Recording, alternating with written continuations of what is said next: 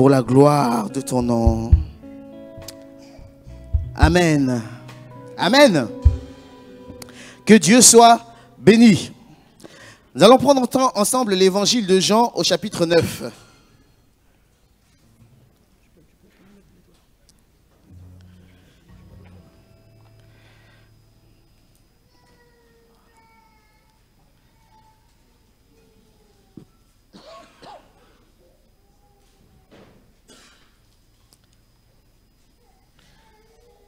L'évangile de Jean, chapitre 9.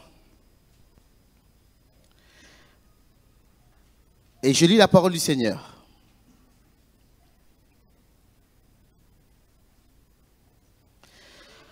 Jésus vit en passant un homme aveugle de naissance. Ses disciples lui firent cette question. Rabbi, qui a péché, cet homme ou ses parents, pour qu'il soit né aveugle? Jésus répondit, ce n'est pas que lui ou ses parents aient péché, mais c'est afin que les œuvres de Dieu soient manifestées en lui. Il faut que je fasse, tandis qu'il est jour, les œuvres de celui qui m'a envoyé. La nuit vient où personne ne peut travailler. Pendant que je suis dans le monde, je suis la lumière du monde. Après avoir dit cela, il cracha à terre et fit de la boue. Alléluia. Avec sa salive. Puis il appliqua cette boue sur les yeux de l'aveugle et lui dit, va et lave-toi au réservoir de Siloé, le nom qui signifie envoyé. Il y alla, se lava et s'en retourna voyant clair. Ses voisins et ceux qui auparavant l'avaient connu comme un mendiant disaient, n'est-ce pas là celui qui se tenait assis et qui mendiait? Les uns disaient, c'est lui, d'autres disaient, non, mais il lui ressemble. Alléluia. Alléluia.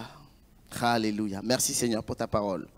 Glorifie ton nom au travers de la parole, Seigneur Jésus. Car ta parole est la vérité, Seigneur Jésus. Ta parole est vérité, ô Dieu. Et nous voulons, Seigneur Jésus, roi des rois, parler dans ta parole, dans le nom de Jésus-Christ. Amen. On a commencé cette année avec la parole sur la loi de la semaille et de la moisson. Alléluia. Ah, ça, vous l'avez entendu là. Ok, donc c'est ce qu'on sème qu'on récolte. Alléluia. Et on a vu que dans la loi de la semaille et de la moisson, il y avait la loi de la multiplication. Pas de l'addition, mais de la multiplication. Alléluia. Tu peux semer un noyau d'abricot, un abricotier va venir et puis tu auras plusieurs abricots qui auront eux tous un noyau. C'est ça la loi de la semaille et de la moisson. Ça multiplie. Amen. Et donc j'avais dit que c'est un principe spirituel avant d'être un principe terrestre. Et quand le Seigneur a fait la terre, quand il a codifié la terre, il a mis ce principe-là même sur la terre, afin que les agriculteurs puissent se rendre compte que c'est ce que tu sèmes, que tu récoltes. Et non seulement tu le récoltes, pas seulement un, mais tu récoltes en multiplication. Alléluia. Et j'avais dit que vaut mieux semer dans les choses bonnes. Alléluia. Parce que quand tu sèmes dans les choses bonnes, alors il t'arrive des choses encore plus bonnes. Alléluia. Mais quand tu sèmes dans les choses mauvaises, alors il t'arrive des choses encore plus mauvaises. Tu dis, mais j'ai fait que ça, mais voilà tout ce qui m'arrive. Amen. Et j'ai dit que, et on avait vu dans Osée 8,7 qui disait que parce qu'ils ont semé le vent, ils récoltent la tempête. Alléluia. Donc vaut mieux semer. On avait parlé de semer dans l'amour. Alléluia. On avait parlé aussi de semer dans l'honneur. Alléluia. On avait parlé aussi de semer dans la prière. Il faut qu'on puisse semer dans la prière. Cette année, en 2024, semer dans la prière et semer dans l'honneur. Et comment dire déjà? Dans l'honneur, en fait, il peut y avoir des dangers. Dans le fait de semer dans l'honneur, ce que je n'avais pas dit la dernière fois. Mais ces dangers ne sont pas liés à celui qui honore. Parce qu'il faut toujours honorer. Ces dangers sont liés à celui qui est honoré. Alléluia. Alléluia. Le Proverbe 25, verset 27 dit, « Il n'est pas bon de manger beaucoup de miel, mais chercher la gloire des autres est un honneur. » Alléluia. Ou bien, Psaume 49, verset 21, « l'homme qui est en honneur et qui n'a pas d'intelligence est semblable aux bêtes que l'on égorge. Amen. L'homme qui est en honneur mais qui n'a pas d'intelligence est semblable aux bêtes que l'on égorge. Amen. Ça veut dire que nous ne cessons pas d'honorer tous ceux qui sont autour de nous. Amen. Mais maintenant, c'est toi, le danger vient de celui qui reçoit l'honneur. Qu'il soit vigilant et qu'il puisse rester dans l'humilité. Amen. Alléluia. Et donc là, aujourd'hui, nous allons voir quelque chose qui paraît le contraire de ce que je vais dire. Ou bien qui paraît annuler la loi de la semaille et de la moisson. Amen. Et comme j'ai l'habitude de dire, la Bible ne se contredit pas. Parfois, on a l'impression que la Bible se contredit, mais non. La Bible est en tension. Amen. Ce n'est pas des contradictions, ce sont des tensions. Je vais vous montrer une tension, qui est palpable. Par exemple, on dit, Jésus est déjà venu, mais Jésus vient. Ce n'est pas une contradiction, c'est une tension. Alléluia. Amen. Nous sommes sauvés, mais nous ne sommes pas encore. Ce n'est pas des contradictions, c'est une tension. Amen. Parce que c'est de la tension que naît la vie, que naît la force, que naît de l'énergie. Amen. C'est de la tension du plus et du moins dans l'électricité que nous avons de l'énergie. Pour tout ce qui est de l'énergie à vapeur, c'est de la tension de la chaleur, de l'eau, du froid que naît de l'énergie. Alléluia. Amen. Et c'est parce que la Bible est en tension qu'elle crée de l'énergie. Et donc c'est pour ça que la Bible est vivante. Amen. En fait, c'est quand les choses sont en tension que ça crée de l'énergie et que les choses sont vivantes. Amen. Et donc là, on va avoir l'impression, en fait, dans ce que je vais dire là maintenant, que ça peut être en contradiction avec la loi de la semaille et la moisson. Mais non, justement, c'est en complémentarité, c'est en tension. Alléluia. Qu'est-ce qui se passe? Jésus arrive et il voit un aveugle de naissance. Et là, ses disciples posent la question que nous tous on se pose. Seigneur, comme il est aveugle de naissance, est-ce que ce sont ses parents qui ont péché ou c'est lui qui a péché? Alléluia. On veut connaître en fait les causes. Et c'est ça qui nous arrive dans nos vies. Souvent on a besoin de savoir les causes. Pourquoi? Pourquoi moi? Pourquoi moi? Pourquoi? Pourquoi ceci? Pourquoi cela? Et souvent on n'est pas bien dans notre esprit, on n'est pas bien dans nos têtes tant qu'on n'a pas déterminé la cause. Des fois je vois des personnes, ils réfléchissent par rapport à ce qui leur est arrivé. Non, ça doit être à cause de ça. Non, ça doit être à cause de lui. Non, ça doit être à cause au moment où j'ai fait ça, je n'aurais pas dû faire ça. Au moment ceci. Parce que comme si l'être humain en fait ne peut pas se satisfaire de ce qui lui arrive s'il ne connaît pas la cause préalable. Alléluia. Parce que justement, l'être humain a compris ce principe de la semaille et de la moisson. Il dit normalement, si quelque chose nous arrive, c'est parce qu'on doit récolter les choses qui nous arrivent. Amen. Si les choses nous arrivent, c'est parce qu'on doit récolter les choses qui nous arrivent. Et là, j'aimerais juste prendre un temps de réflexion avec vous et dire que il y a quelque chose de magnifique que Dieu a fait. La grâce. Alléluia. Cette grâce, amen, on l'appelle grâce ou on l'appelle miséricorde. Alléluia. Cette miséricorde et cette grâce de Dieu est arrivée à son paroxysme, est arrivée à la hauteur de plus grand quand Christ est mort à la croix, qui s'est sacrifié. Alors, dans Luc 4, il a libéré une année de grâce. Amen. Il a libéré une année de grâce. Alors, comment gérer la grâce face à cette loi-là de la semaille et de la moisson. Amen. À cette loi de ce que tu sèmes, tu vas récolter. Comment gérer la grâce de Dieu? Amen. La parole de Dieu dit, il n'y a plus de condamnation pour ceux qui croient en Jésus-Christ. Alléluia. C'est sa miséricorde, c'est sa grâce. C'est la même chose. C'est la même chose. Grâce, miséricorde, c'est sa grâce. On dit, souvent on a l'impression, on vit dans le temps de la grâce. Alléluia. Ou à l'époque, avant Christ, c'était direct. Ce que tu fais, tu vas payer les conséquences. Alléluia. Mais là, il y a une forme de grâce qui est venue dans nos vies. Et cette grâce-là, justement, comment gérer? Et c'est ça la question. Comment gérer cette grâce? J'aimerais qu'on puisse avancer un peu. Parce qu'il y a deux catégories de chrétiens. Non, enfin, il y a deux catégories extrêmes où il ne faut pas entrer. D'accord? Il y a la catégorie ce qu'on appelle des légalistes.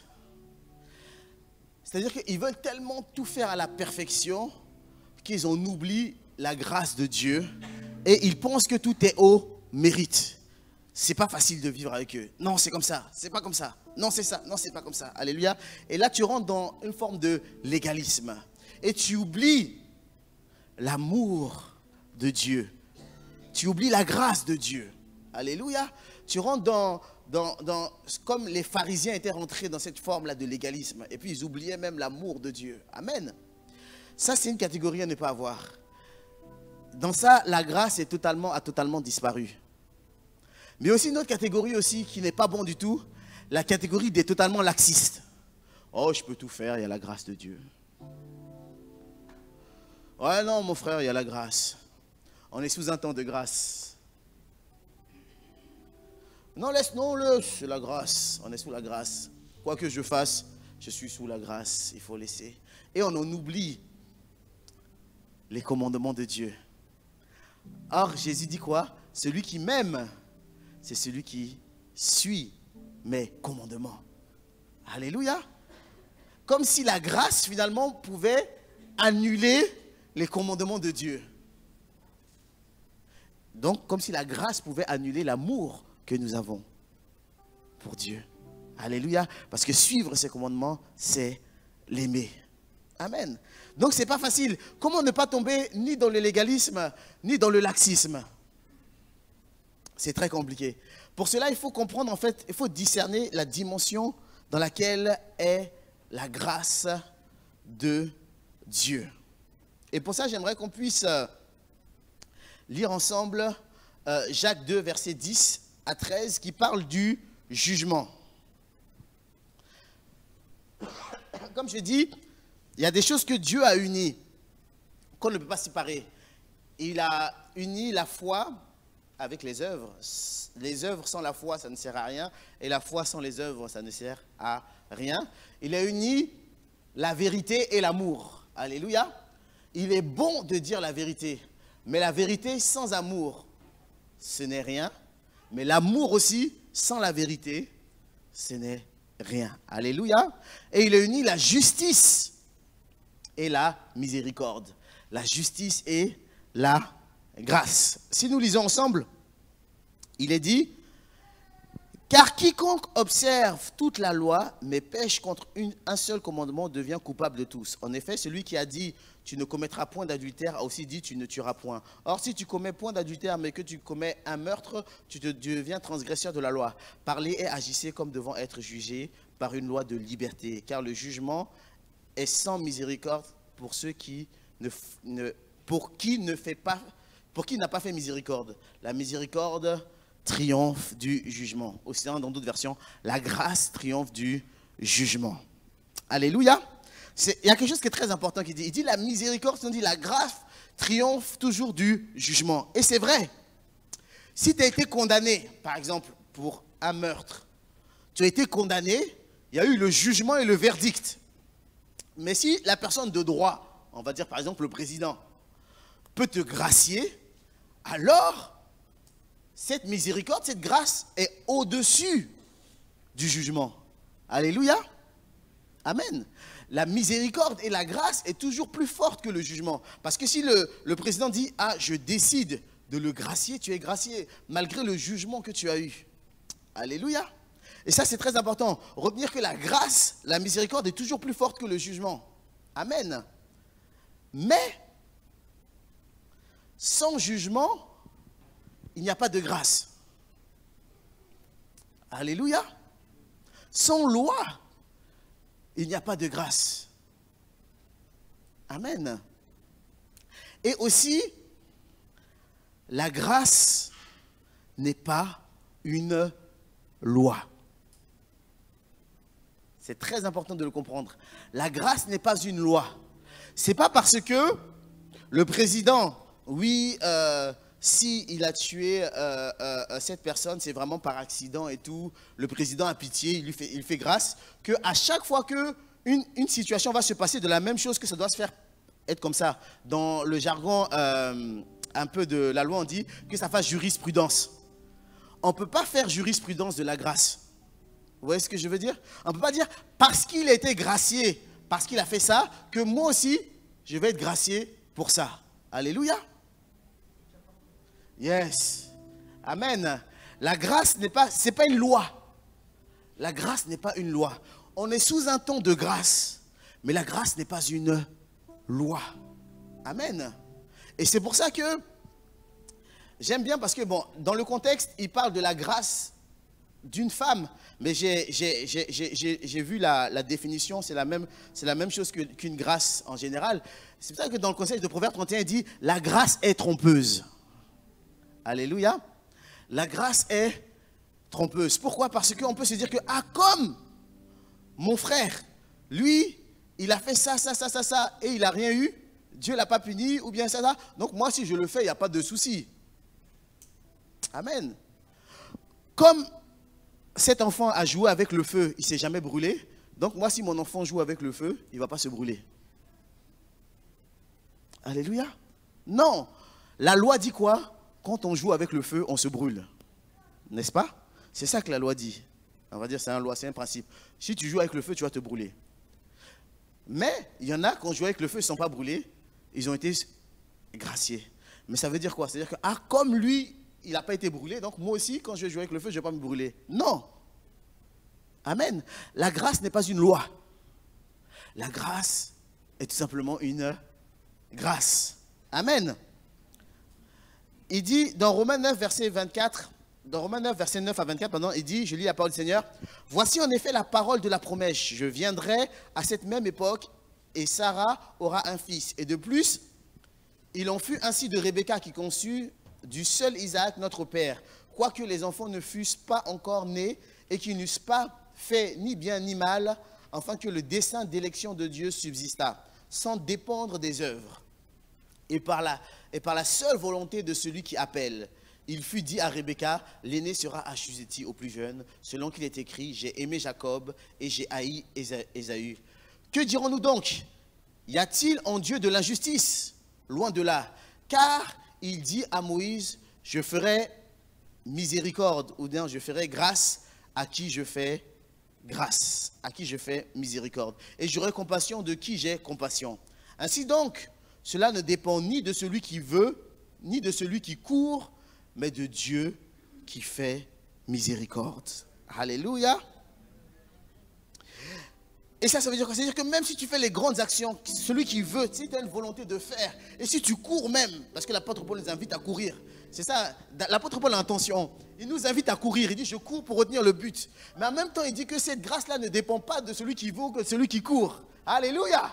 Et c'est ça en fait la vie, c'est la tension. Amen. C'est le même qui dit courez, mais c'est le même qui dit que ça ne dépend pas de celui qui court. Alléluia. Mais c'est une grâce. Il dit, mais que dirons-nous donc? Est-ce que Dieu est injuste? Mais il dit, ça ne dépend pas de celui qui veut ni celui qui court, mais de Dieu qui fait miséricorde. Alléluia.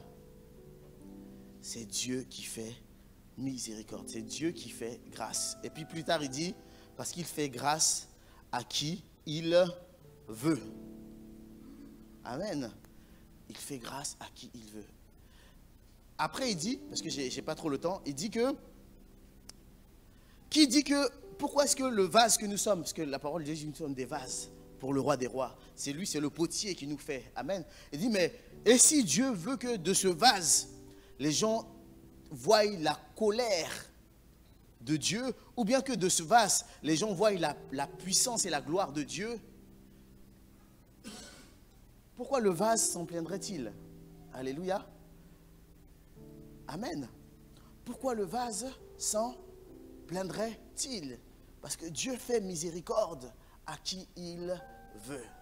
Il fait grâce à qui il veut. Donc, il ne faut pas être légaliste parce que ça ne sert à rien de courir en croyant que c'est parce que tu cours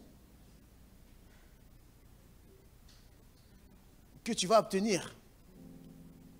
Et il ne faut pas être non plus laxiste pour dire que de toute façon c'est parce que j'ai la grâce que je ne vais rien faire. Alléluia. Mais si tu le fais, fais-le par amour. Si je cours, je le fais par amour. Alléluia. Et je sais que mon salut, et je sais que la gloire de Dieu ne dépend pas de ce que je suis en train de faire. Ça dépend de sa grâce seule. Alléluia. Je veux suivre la loi et les commandements de Dieu. C'est ça qui est dans mon esprit. Maintenant, je n'y arriverai pas tous les jours. Je n'y arriverai pas tout le temps.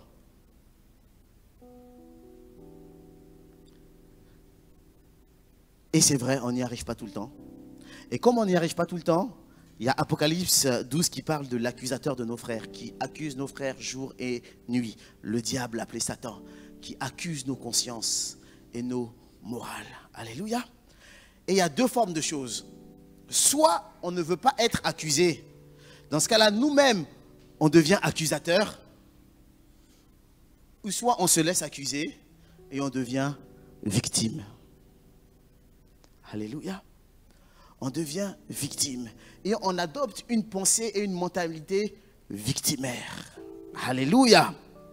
Mes frères et mes sœurs, adopter une mentalité victimaire, ce n'est pas bon. La dernière fois, j'ai parlé, c'est quoi une victime? Une victime, c'est quoi? C'est une personne qui a subi un préjudice provoqué par un fait quelconque. Le préjudice peut être corporel, c'est-à-dire blessure, infirmité, matériel, dégradation, destruction. Le préjudice peut être aussi moral, atteinte à l'honneur, etc. Ou d'agrément, trouble de jouissance, etc. etc. Comment on appelle ça, le préjudice peut être provoqué soit corporel, peut être corporel, matériel, moral, mais ça reste un préjudice. Et tant que tu restes dans le statut de victimaire, le diable a la clé pour t'avoir. Parce que lui, il fait que accuser. Alléluia. Et je vous dis que en Christ, dit Christ, prends ma blessure, soigne-moi, afin que je ne sois plus une victime, afin que je ne pense plus comme une victime. Alléluia. Parce que tant qu'on a le statut victimaire, vous savez, le monde est comme, j'avais dit, une jungle. Et une victime, c'est quelqu'un c'est comme une brebis ou une biche blessée. Les prédateurs le sentent, le sang. Amen. Quand tu es victime, tu attires les prédateurs. Et vous allez voir, il y a des personnes qui, tu dis, mais je ne comprends pas. Il s'est passé ça, elle a eu ce traumatisme-là. Elle a déménagé, elle est dans une autre ville, il s'est repassé la même chose. Pourquoi? Parce qu'elle n'a pas quitté son statut victimaire. Et donc, les prédateurs, ils ressentent ça. Et tu dis, mais pourquoi moi? La personne te dit, mais il n'a pas de chance. La même chose, ça lui arrive 3-4 fois dans sa vie.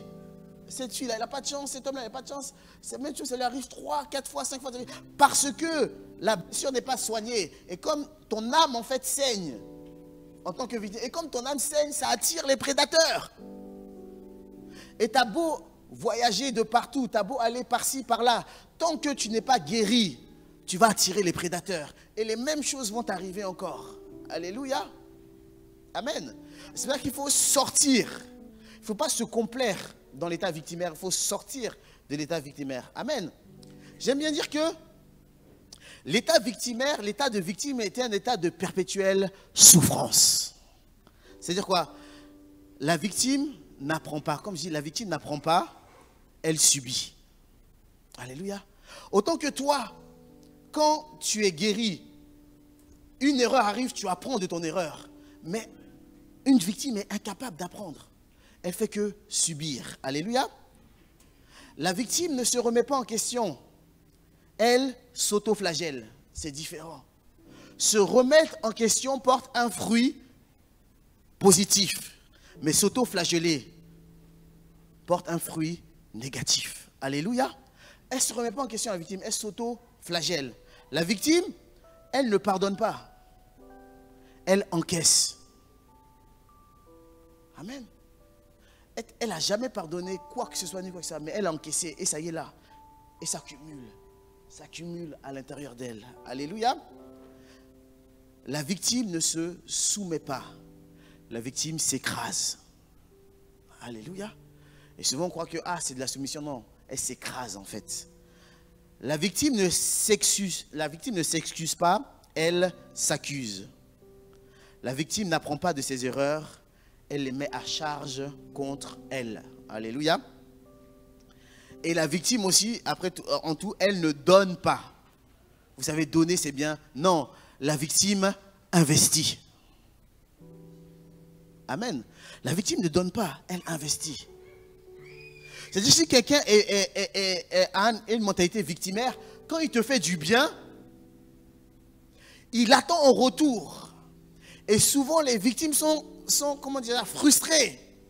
Et les victimes peuvent te refaire toute la liste de ce qu'ils ont fait. J'ai fait ça pour toi, j'ai fait ça pour toi, j'ai fait ça. Même toi, tu avais oublié. J'ai fait ça.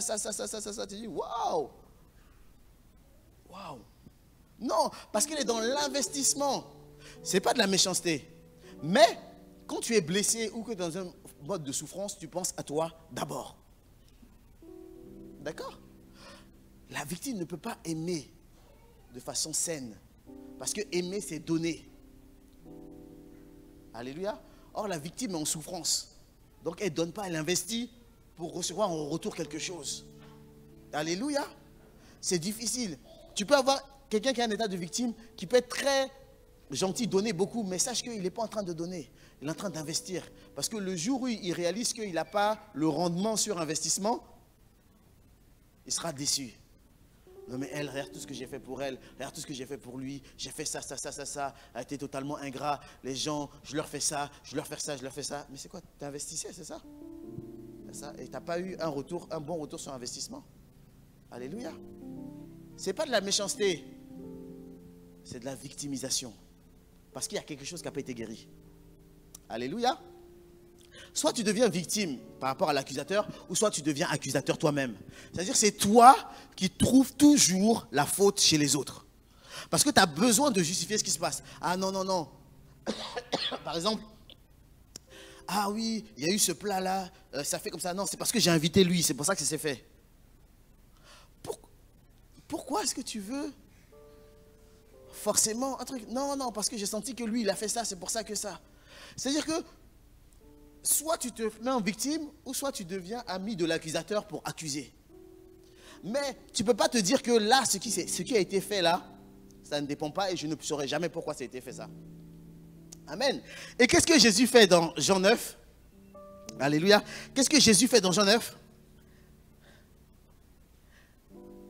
Il y a des causes pour lesquelles il est aveugle. Mais Jésus, lui, il décale la dimension ailleurs. Il prend sur lui. Il dit, ce n'est ni à cause de son Père, ni à cause de lui, mais c'est enfin que la gloire du Seigneur soit manifestée. Alléluia. Jésus prend sur lui. Il dit non. C'est pour que la gloire du Seigneur puisse être manifestée. Qu'au travers de ça, on puisse voir ma gloire. Alléluia. Et tous ceux qui savent, comme dans Romains 8 dit, tout concourt au bien de celui qui aime Dieu, savent que, même s'il y a la loi de la semaille et de la moisson, même si je dois faire attention, même si je dois suivre les règles, il faut que je sache que tout ce qui arrive, c'est pour que Dieu puisse montrer sa gloire. Alléluia. Parce que Dieu a pris à la croix toute infirmité. Il a tout pris, toute malédiction. Il a tout pris à la croix. Alléluia. Et donc maintenant, si les conséquences se font, c'est que Dieu veut voir sa gloire dedans. C'est ce qui t'arrive. Dieu veut montrer sa gloire dedans. Alléluia. On n'a plus à accuser qui que ce soit. On n'a plus à accuser qui que ce soit. Amen. Moi, parfois, ça me fait mal. Il y a mes confrères, les serviteurs de Dieu. On dit, ils prient pour cette personne. Et puis, le Seigneur leur montre l'origine. Et puis, eux, ils viennent. Oui, c'est ta maman qui t'a fait ça et tout. Tata. Tu vas crier quoi? Alléluia. Oui, c'est ta cousine qui s'appelle c'est elle qui t'a fait ça. Tu vas créer quoi dans le cœur de la personne? Tu vas créer quoi dans le cœur de la personne? Alléluia. Non, c'est l'ennemi qui joue avec toi. Et nous allons briser ce qu'il est en train de faire. C'est tout. Alléluia. C'est tout. Pourquoi tu vas jouer le rôle de l'accusateur? Amen. Comme j'ai dit, le nom du Saint-Esprit, c'est le Paraclet. Ça veut dire celui qui console, le consolateur, celui qui défend, l'avocat, et celui qui conseille. Donc, parler dans l'esprit, c'est toujours défendre, conseiller et consoler. Amen. Or, diabolos, diable qui vient de diabolos veut dire accusateur, celui qui jette devant, accusateur, calomnie. Jésus ne peut jamais prendre le statut d'accusateur, jamais. Il peut te conseiller, mais jamais il va t'accuser. La femme adultère, en flagrant délit d'adultère, elle vient de tromper son mari. Alléluia. Elle vient de tromper son mari. On l'a pris en flagrant délit, c'est même pas on dit. On l'a pris en flagrant délit. Amen. Son mari était là, ah je vais au travail chérie. Oui, il n'y a pas de problème. Viens. Et on le prend en flagrant délit. Elle avait tout pour être condamnée. Mais Jésus ne peut pas être accusateur, c'est pas possible. Il dit, où sont ceux qui t'accusent? Il dit que celui qui n'a jamais péché lui jette la première pierre. Après il dit, où sont ceux qui t'accusent? Moi je ne t'accuse pas, parce que c'est le nom du diable, diabolos, accusateur. Moi je ne t'accuse pas. Par contre je te conseille en tant que paraclet, va et ne pêche plus. Alléluia. Va et ne pêche. Je ne vais pas t'accuser. À chaque fois, et j'aimerais vous dire ça, à chaque fois que vous vous sentez accusé, c'est le diable. Parce que Jésus dit toujours, viens, reviens à moi. Revenez à moi. Il tend les bras toujours. Alléluia. Le diable, il te tente, c'est le tentateur, et puis ensuite il t'accuse. Il dit, vas-y, fais, vas-y, fais, vas-y, fais. Une fois que tu fais, t'as pas honte. Ah, franchement, si j'étais toi, je n'irais pas à l'église, hein, t'es trop sale. Ah, je sais pas. Non, justement, viens. Alléluia. Parce que Jésus tend toujours les bras. Amen. Alléluia.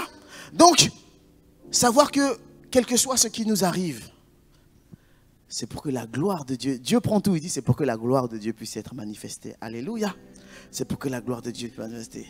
Et donc, il ne faudrait pas, c'est en tension, c'est-à-dire, oui, ce qu'on sème, on récolte, mais il ne faudrait pas à chaque fois se dire, oui, pourquoi, mais dire, non, c'est pour que la gloire de Dieu puisse se manifester. C'est à moi maintenant de voir la gloire de Dieu dans ce qu'il est en train de faire. Alléluia.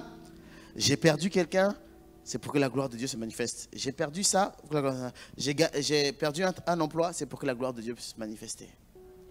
Alléluia. Parce que Dieu veut tirer sa gloire dans chaque situation. Alléluia. Est-ce qu'on peut se lever ensemble?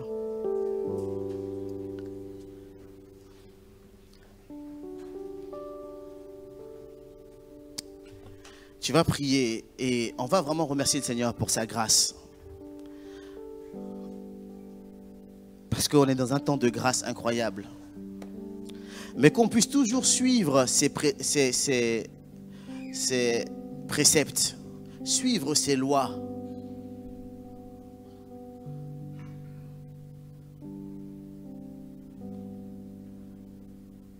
Parce que la grâce, il la donne à qui il veut selon son dessein. Et l'un des plus grands desseins de Christ, c'est que tous soient sauvés. Alléluia. L'un des plus grands desseins soit plus que sauvés. Alors sache mon frère que si le Seigneur veut tellement sauver qu'il peut susciter des pierres. C'est-à-dire que toi-même tu es pécheur, tu pêches tous les jours, mais Dieu se sert de toi. c'est parce que son dessein est plus fort. Ça ne veut pas dire ce que tu fais est bon. Mais son dessein est plus fort que toi. Mais c'est à la fin, au jugement dernier, que chacun aura ou pas sa récompense. Et que chacun sera là où il va, où il ne va pas. Alléluia. Prions, remercions au Seigneur pour sa grâce, mais aussi demandons au Seigneur d'avoir un cœur qui suive ses commandements par amour. Et si tu es dans une situation victimaire, alléluia, demande au Seigneur vraiment de... Seigneur, guéris-moi, guéris mon cœur, Seigneur Jésus, afin que je ne sois plus une victime dans tout ce que je fais, dans tout ce que je fais, Seigneur, parce que ça me pourrit la vie, ça me mène toujours dans un état de souffrance, Seigneur Jésus. J'arrive même pas à voir le bon côté des choses, tellement que je suis dans cet état de victime. Ou bien si tu es dans un état d'accusateur. Si Seigneur, change mon regard, afin que je n'essaie pas de voir le mal de partout à chaque fois. Que je n'essaie pas de voir que cette personne est mauvaise à chaque fois. Ou que ceci est mauvais, ou que ceci est cela. Seigneur, je veux ni être une victime, ni être un accusateur, Seigneur. Seigneur, pourquoi moi? Pour que les œuvres de Dieu soient manifestées.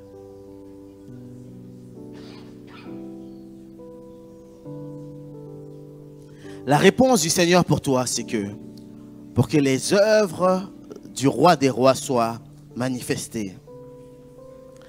La réponse du Seigneur pour toi, c'est que les œuvres, c'est pourquoi moi, Seigneur, pourquoi moi? Pour que les œuvres du Seigneur soient manifestées. Le Seigneur veut tirer sa gloire dans ce qu'il est en train de faire. Et si tu t'accroches jusqu'au bout, au Seigneur Jésus-Christ, alors tu verras ta gloire. Tu verras la gloire du Seigneur dans cette situation. Tu verras la gloire du Seigneur dans ta vie. Tu verras la gloire du roi des rois.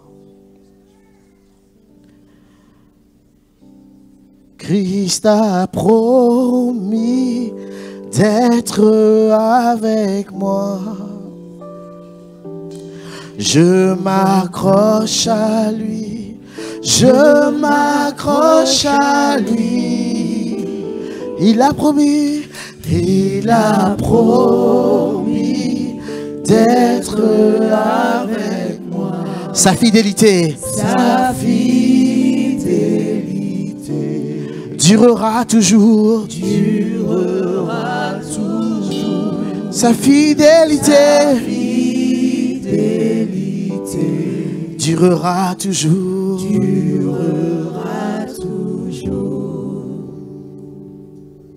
Je m'accroche à toi. Je m'accroche à toi. Tu as promis d'être avec moi. Ta fidélité durera toujours. Ta fidélité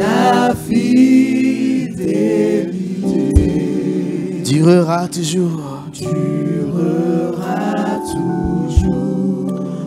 On va prier, alléluia, que cette partie prie pour toutes les personnes que l'ennemi a blessées, qui ont des blessures, alléluia, et qui deviennent des victimes.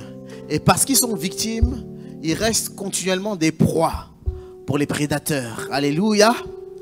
Et toute cette partie-là va prier pour tous ceux qui c'est trop lourd d'être une victime, alors ils sont des accusateurs. Ils voient le mal chez tout le monde et ils essaient de justifier tout ce qu'ils font. Alléluia. En accusant les autres. Alléluia. Ça aussi c'est une souffrance. Prions. Alléluia. Prions ensemble. Amen. Amen. Prions, prie de tout ton cœur parce que de ta prière dépend. De ta prière dépend. Alléluia. De ta prière. De ta prière dépend. Alléluia.